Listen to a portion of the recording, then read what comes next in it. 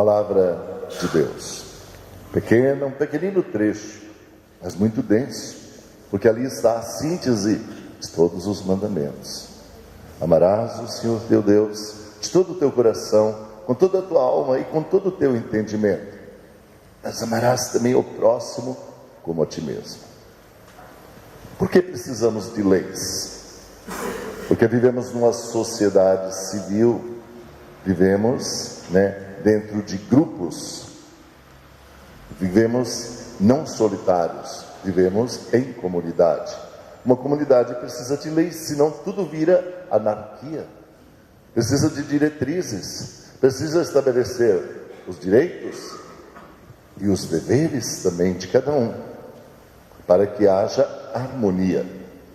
E as leis então são feitas dentro da sociedade civil, para que haja paz, disciplina, e devem ser obedecidas. De que adiantaria leis quando a comunidade se reúne, estabelece, se não são burladas, se não são atendidas?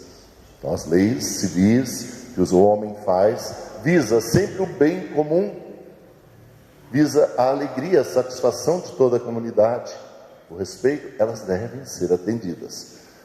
É necessário. Para uma comunidade também de fé, é necessário que hajam leis. Moisés, nos tempos antigos, ajudou muito nisso, trazendo as tábuas da lei, os 10 mandamentos de Deus. Eles nos orientam. Na verdade, os 10 mandamentos são a síntese da felicidade, da harmonia. Para vivermos uma vida de fé, também precisamos de diretrizes, senão cada um faz de um jeito, pensa de outro. Precisamos de leis. Deus nos fez, nos deu a vida e nos pede isso, que sejamos assim, que nosso comportamento seja assim, nossos deveres sejam outros, nossos direitos são aqueles. A síntese da harmonia, do bem viver, da sabedoria, se encontra nesses mandamentos. Além dos mandamentos, o povo do Antigo Testamento tinha muitas leis, que os saduceus, os fariseus defendiam. Eram leis antigas. As leis eram muito severas e tinham que ser obedecidas também. Porém, a gente hoje entende o porquê daquelas leis tão fortes, que se as pessoas não obedecessem, seriam castigadas. Porque vivíamos num tempo feroz, sem conhecimento, sem cultura, sem sabedoria.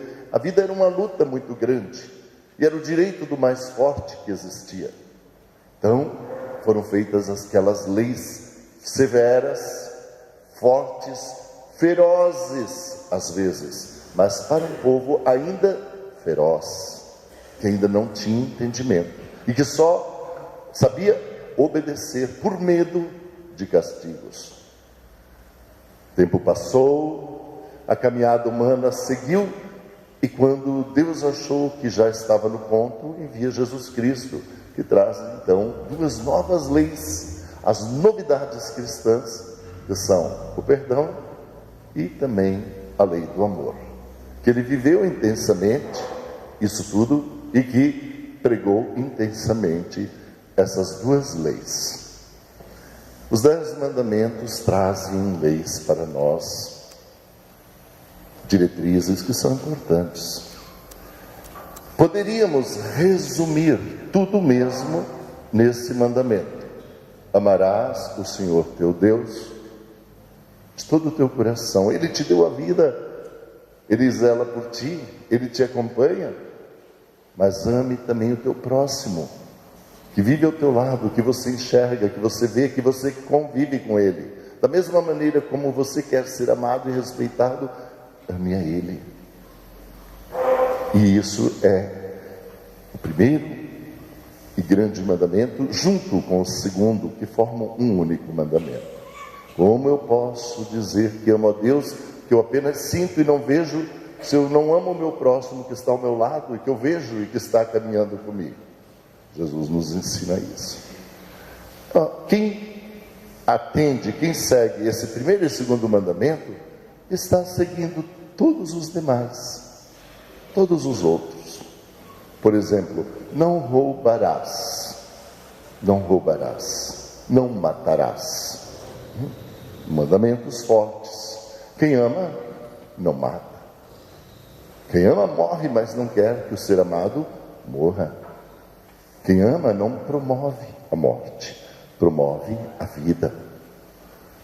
É bem bom lembrar que a gente não mata somente com armas brancas, com armas de fogo. Nós matamos as pessoas muitas vezes com palavras. Às vezes se levanta uma calúnia, um falso testemunho tão forte contra alguém, que machuca tanto, que fere, que desmoraliza a tal ponto que a pessoa não tem mais força para continuar vivendo. Muitas pessoas morrem por causa de uma calúnia, de um falso testemunho. Você mata-se. Mata-se alguém quando se faz um grande desfalque, um grande roubo em cima dessa pessoa, e a pessoa de repente se vê sem alicerces, sem bens. Mata-se porque se tira tudo. Mata-se uma pessoa às vezes com uma bofetada. Se a gente soubesse o quanto é terrível um tapa no rosto, jamais nós ergueríamos a mão para atingir ninguém. Infelizmente, nos tempos antigos, e talvez muitos de nós receberam esse tratamento, apanharam no rosto, como que diz, te dou na cara, não é assim que falava? E nunca se faz isso, porque no rosto está toda a personalidade da pessoa, está inteiramente ali representada. Onde nós reconhecemos alguém é na sua face, no seu semblante, no seu rosto. Quando você atinge uma pessoa com um tapa, uma bofetada, você está humilhando inteiramente essa pessoa, está destruindo ela, destruindo sua personalidade. E isso é grave. Quantas pessoas depois disso perdem o valor de si mesmo, perdem a integridade, porque alguém jogou lá embaixo, com uma bofetada, com um tapa. Mata-se alguém quando constrói-se civilmente leis contra a vida. Infelizmente, no nosso mundo civil existem leis que estão a serviço da morte. Por exemplo, as leis que querem legalizar o aborto. E nós só não temos essa lei que pouco tempo atrás, nesses últimos anos, foi tentado desesperadamente colocar essa lei no Brasil. Nós só não tivemos sancionado essa lei porque o povo católico cristão se moveu através dos bispos, dos padres e do povo com abaixo-assinados no Brasil inteiro lutando contra essa lei. E nós tivemos aqui também relações para serem assinadas, muitos de vocês assinaram, para que não fosse sancionada essa lei de morte, porque senão nós teríamos agora, nesses últimos poucos anos, essa lei no meio de nós. Existem leis que privilegiam somente elites, que destrói a pessoa simples, humilde, trabalhadora. Existem leis que dão grandes privilégios a pessoas que estão em evidência, principalmente no mundo da política. Parlamentares, salários altíssimos, pensões grandiosas, auxílio às esposas de parlamentares, de deputados, para que elas se vistam bem, possam ir em grandes salões de beleza, gastar o que quiserem para se apresentarem bem diante da sociedade, e nós nem ficamos sabendo, e esse dinheiro sai dos nossos bolsos, dos nossos impostos, e vai assim, escorrega diretamente para a mão de poderosos. Enquanto o salário mínimo é tão pequeno, mal dá para uma pessoa sobreviver, enquanto a pensão INSS dá aposentadorias mínimas, diminui, encolhe, quanto mais, ao contrário, outros ficam cada vez mais ricos e bem de vida, com pensões grandes. Essas leis não estão a serviço da vida, estão a serviço da morte, porque oprimem, tiram o valor das pessoas simples, humildes e que trabalham e dão pensões, às vezes pensões vitalícias, hereditárias, passadas de pai para filho. Conheço pessoas que recebem pensão, pessoas perfeitas que poderiam estar trabalhando, mas recebem a pensão de um pai, de um avô, porque receberam como herança. Essa pensão ainda existe. Isso não são leis que estão a serviço da vida, a serviço das pessoas, estão a serviço da morte, da destruição. Então, a gente analisa esses mandamentos de Deus num âmbito social: não roubarás, não matarás. Roubar. Prende-se pequenos ladrões.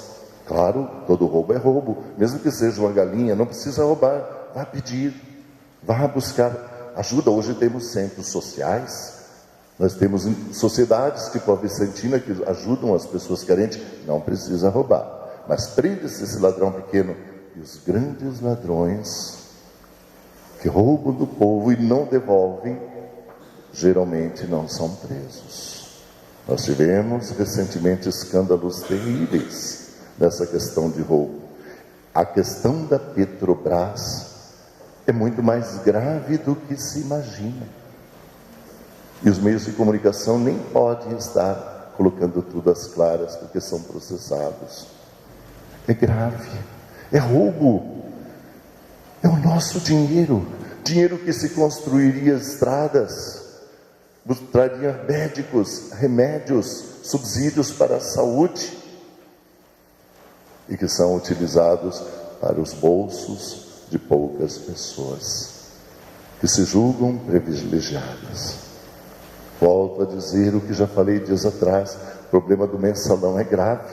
Ainda bem que tivemos um juiz que tomou a frente de tudo, correndo todos os perigos. Mas quando foram condenados, a atitude dessas pessoas que lesaram a nós, ao nosso povo, foi de deboche, de pouco caso, como quem diz: nada vai me acontecer, não vou precisar devolver nada, tenho amigos poderosos, pertenço a um partido bom, tenho costas quentes, tem gente que vai me defender, sou rico, sou poderoso, nada me atinge.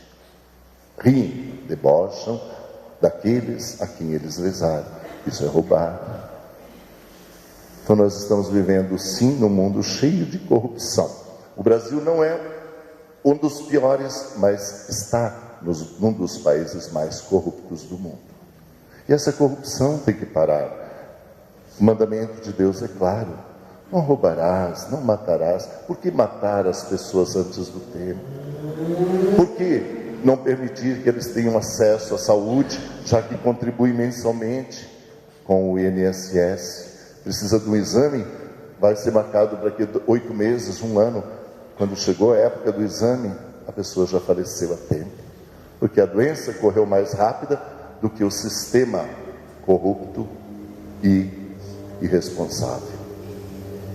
Isso é muito comum e nós vemos com frequência. Quem tem dinheiro tem que fazer particular, se quiser se curar, se quiser, resolver.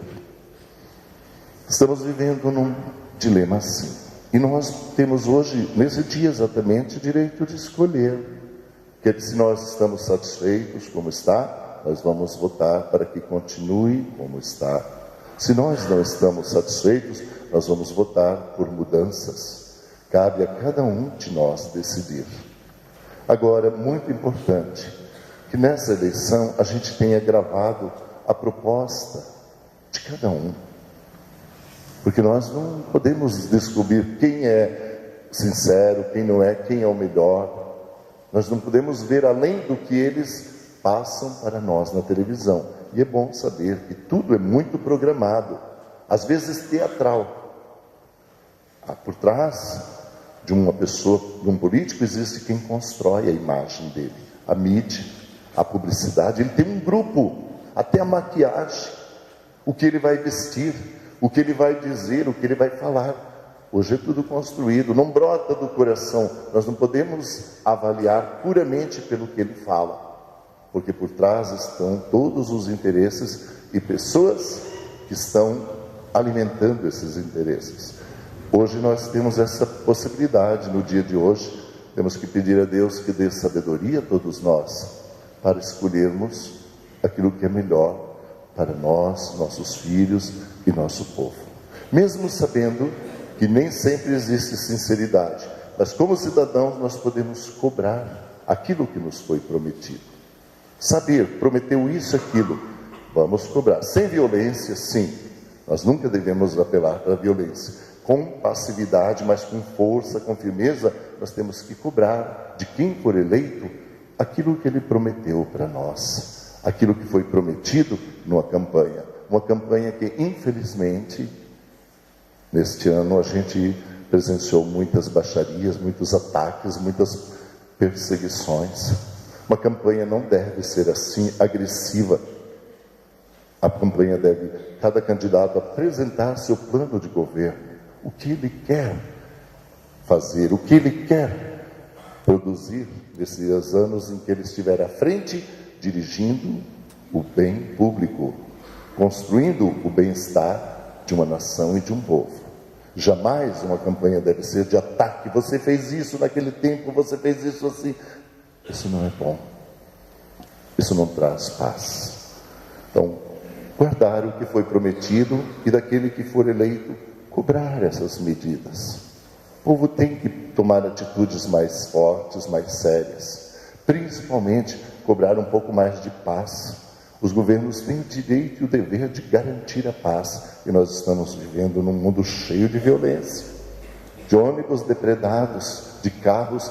Eu, às vezes, fico envergonhado quando vejo notícias do meu estado, Santa Catarina, com tanta barbaridade e que não deveria acontecer.